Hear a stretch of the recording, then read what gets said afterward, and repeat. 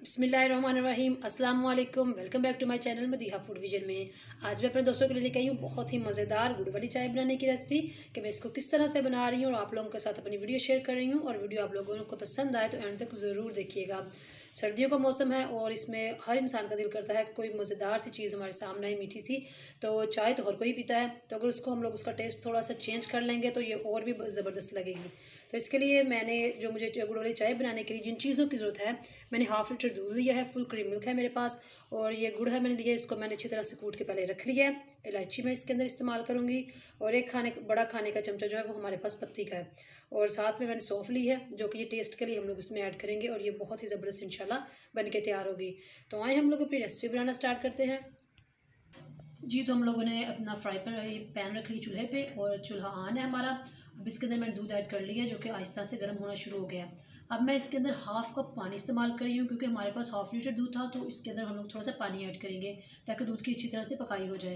तो ये half cup पानी हमने इसके अंदर ऐड कर दिया और इसको अच्छी तरह से बॉयल होने तक हम लोग पकाएंगे जी। तो आप लोग देख सकते हैं 2 मिनट के बाद अच्छी तरह से बॉयल आ चुका है दूध में। तो अब हम लोग ये जो पानी था वो भी जल रहा है, तो अब हम इसके अंदर डाल रहे हैं इलायची।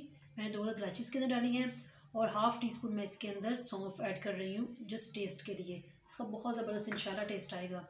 अब मज़ीद इसको हम लोग 1 मिनट के लिए पका लेते हैं ताकि अच्छी तरह से मिक्स हो जाए। अब हम इसके अंदर पत्ती ऐड करेंगे। पत्ती मैंने आप लोगों को बताई थी कि मैंने 1 खाने का चमचा लिया है।